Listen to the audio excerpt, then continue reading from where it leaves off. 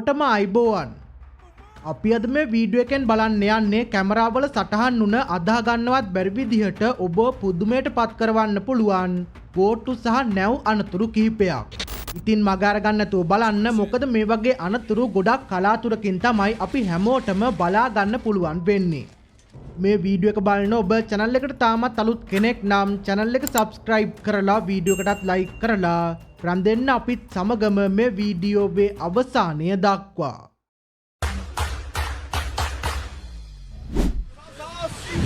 是买鞋。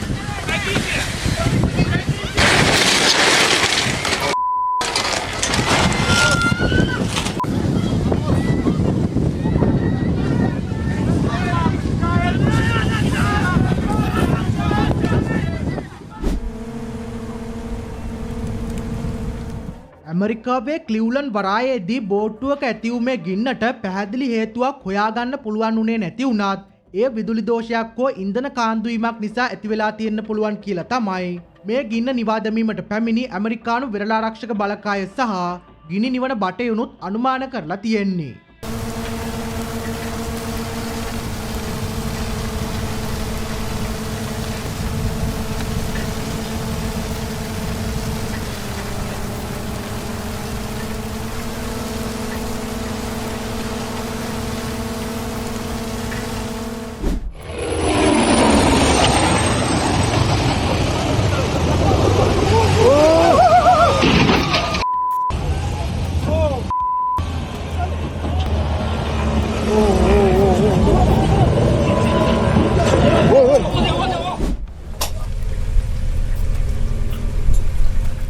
අපි ඊළඟට බලන්න යන්නේ ජලෝමගක් යටින් බෝට්ටුවක ගමන් කළ පිරිසකට සිදු වුණ හිතා ගන්නවත් බැරි සිදුවීමක්. බලන්නකො කිසිම ආලෝකයක්වත් නැතුව මේ උමග යටින් යන්න ගිහිල්ලා ඒ පිරිසට වෙන්නේ මොකක්ද කියලා. That man on the bathtub ain't gonna be allowed to come through it. I won't let me come round. Oh, I just gonna hit the wall. I just gonna hit the wall. හොඳ වෙලාවට කාටවත් කිසිම අනතුරක් නම් වෙලා නැහැ.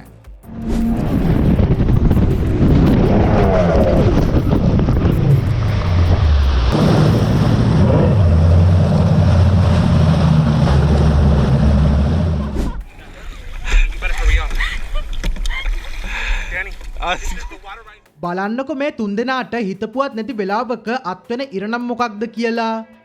Let's go. I'm ready to go. Let's go, hey. Done.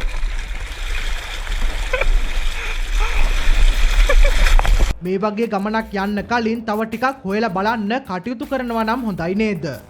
මොනවා වුණත් මේකේ තියෙන ආතල් එක දන්නේ මෙහෙම ගිහින් වතුරේ ගිලුණු අයම විතරයි.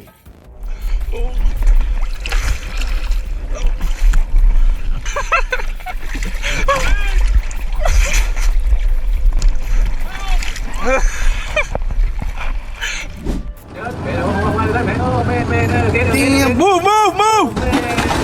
Oh my. Oh my God, it's tipping over. They're tipping over.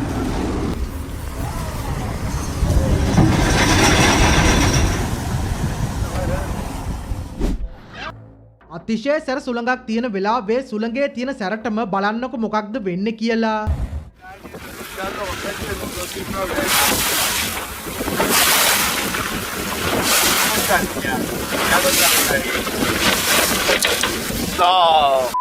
හොඳ පළපුරුදු කාර්යයන්ට ඇරෙන්න මේ වගේ යන්න තියා හිතන්නවත් බැහැ.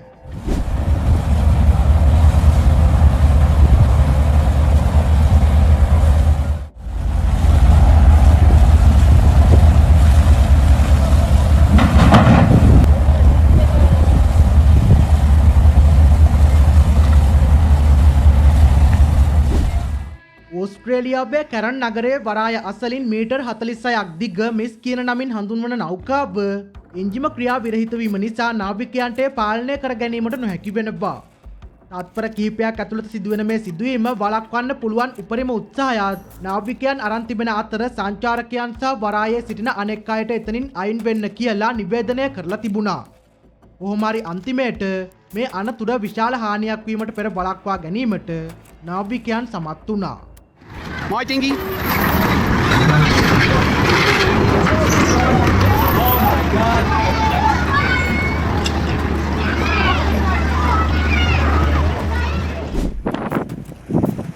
Что он хочет? Эх!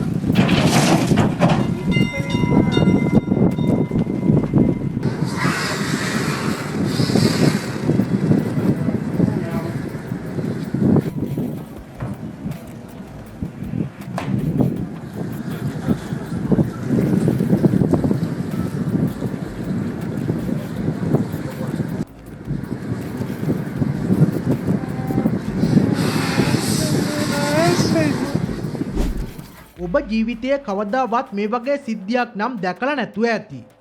වැඩි කතා වුණේ නැහැ බලන්නකො මෙතන සිද්ධ වෙන දේ.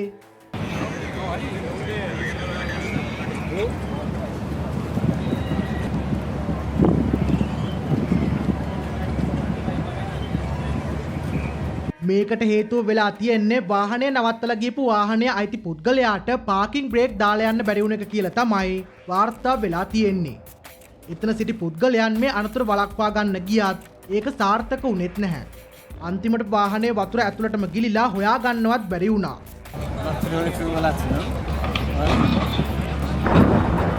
Para que no tenga más porquería de esto.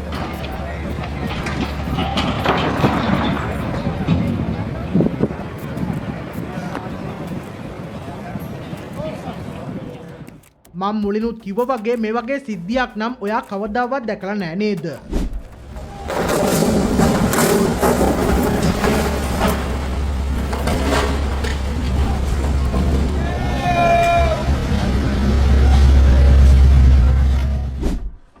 බැලු බැල්මට ආදි කාලේ නැවක් නේද මේ පැත්තට එන්නේ?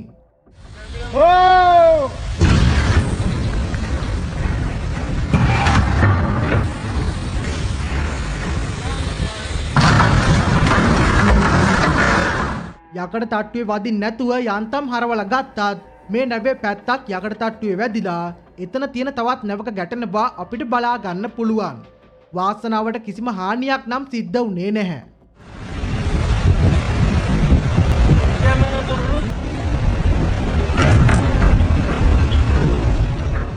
Right here. But yeah, wow. Oh, he lost his tenders on the front of his boat. You see how? Oh my God! You're getting incredible video right now. This is incredible.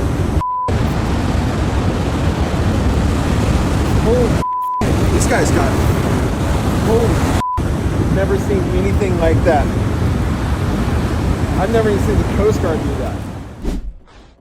දැක්ක ගමන්ම මේක සාමාන්‍ය නැවක් වගේ පෙනුනත් ගොඩබිම දිශාවට වේගයෙන් පැමිණෙන්නේ මේ නැවේ ඇති වුණ දෝෂයක් නිසා කියලා තමයි වාර්තා වෙන්නේ.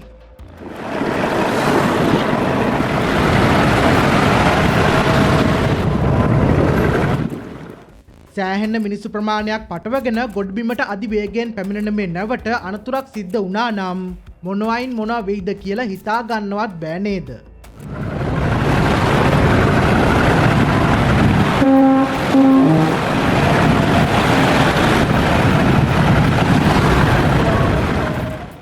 කොහොම වුණත් අනතුරක් සිද්ධ වෙන්න කලින් මේ නැව ගොඩබිමට ගෙන එන්න නාවිකයන් සමත් වුණා.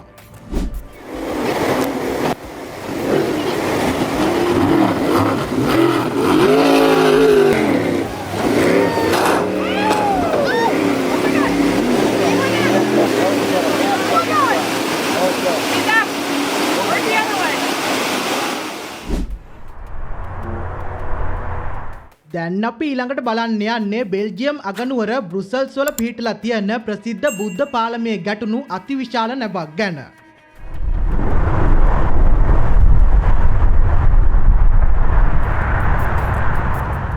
මේ වැදුන නැව පාලම දැකලා නතර වෙන්න උත්සාහ කළත් අනතුරු වළක්වා ගන්න හැකියාවක් ලැබුණේ නැහැ. පාලම උඩින් ගමන් කරපු වාහන කිසිවකට හානියක් සිදු නොවුන අතර ලොකු විනාශයක් වෙන්න තත්පර කිහිපයක් ඇති කියලා ඔබටත් පැහැදිලි වෙන්න ඇති.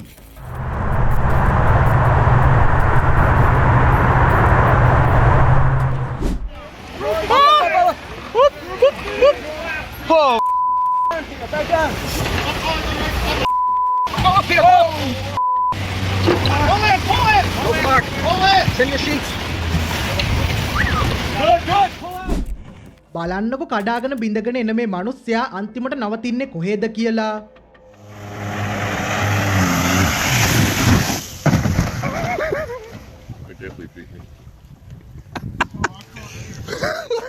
තව ටිකක් වේගෙන් ආවනම් මුළු ටවුන් එකේම වටයක් ගහලා ආපහු එන්න තිබ්බා. හිතන්නකො මෙතන තිබ්බ ගහක වැදුනා නම් මොනවා වෙයිද කියලා.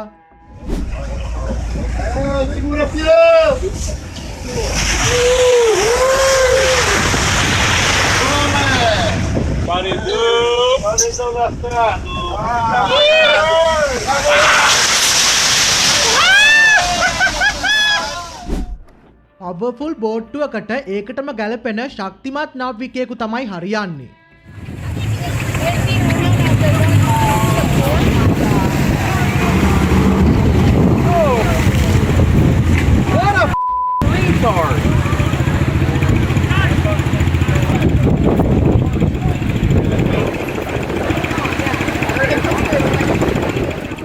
නැත්නම් ඉතින් බෝට්ටුව ඒකට ඕන විදිහට හැසිරෙන්න පටන් ගන්නවා. මෙතනදි බෝට්ටුවකට නම් නෙවෙයි ලොකු නැවකට තමයි අනතුරක් සිද්ධ වෙන්නේ. බලාගෙන ඉන්නකො මම කියපු දේ ඇත්ත නේද කියලා. This is what we call three monkeys.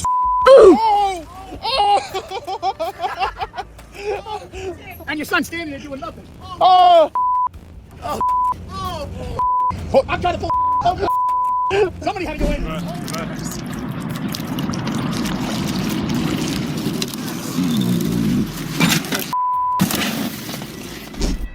මේ වීඩියෝ එක බලනකොට ඊළඟ වාරේ ෆෙරියක් ඇතුළට යන්න කලින් හිතන්නම වෙනවා.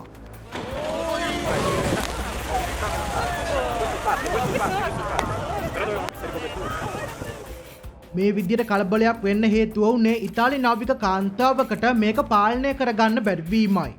ඇයට මේක පාලනය කර ගැනීමට බැරි උනේ මේ වෙලාවේ ඇති වුණ තද සුළඟක් නිසා කියලා අපිට උනත් හිතා ගන්න පුළුවන්.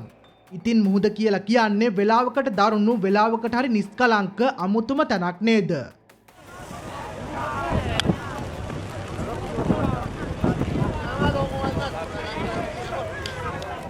We're about to wreck, literally. Literally, the boat just wrecked. It's my life, man. Look at this. Bro. යට වුණා නම් හොයාගන්නවත් වෙන්නේ නැති වෙයි. බැලු බැල්මටම පේනවනේ මොනතරම් විශාලත්වයේ වෙනසක් තියෙනවද කියලා.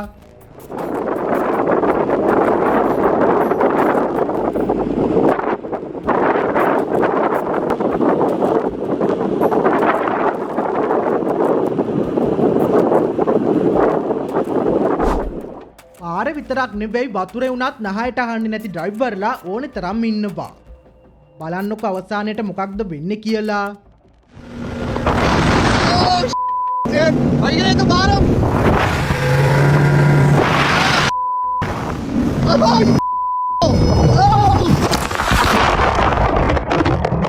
මුලින්ම මේ පුද්ගලයාට බෝට්ටුවකයි ජෙට් එකකුයි අතර තියෙන වෙනස පැහැදිලි කරලා ඉන්න ඕනි.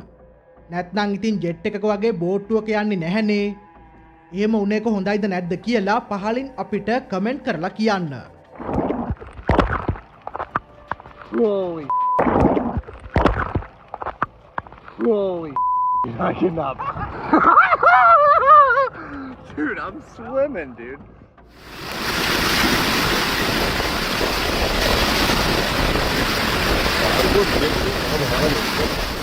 මුහුද මැදදී අපිට මෙහෙම දෙයක් වුණොත් ගිලෙන්න කලින් අවසන් ගමන් යන්න තමයි සිද්ධ වෙන්නේ. ඒ ඇයි කියලා අමුතුවෙන් කියන්න දෙයක් නෑනේ.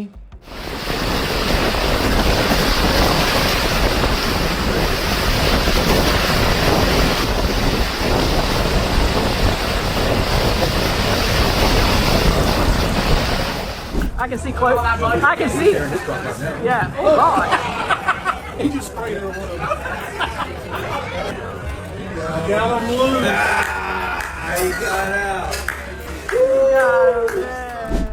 බලන්නකො කලින් සිද්ධි වගේම තවත් ජෙට් එකක් වගේ ඇවිත් නවතින්නේ කොහෙන්ද කියලා.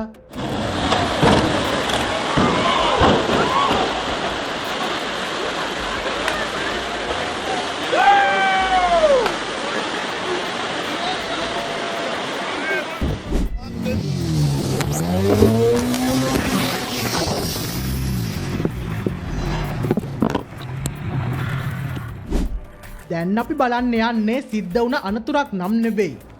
බලන්නකො මේ වීඩියෝ එකේ තියෙන්නේ නැවක් හදලා ඉවර වෙලා පළවෙනි වතාවට ජලයට මුදා හරින ආකාරයයි.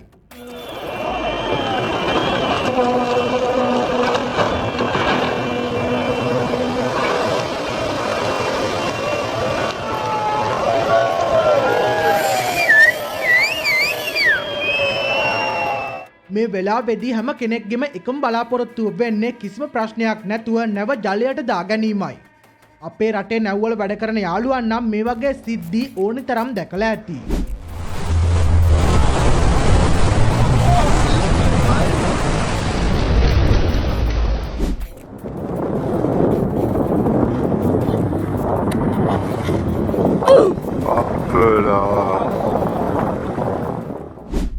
ඉතින් අපි අද මේ වීඩියෝ එකෙන් බැලුවේ බෝට්ටු වගේම නැව් සම්බන්ධ අනතුරු කීපයක්.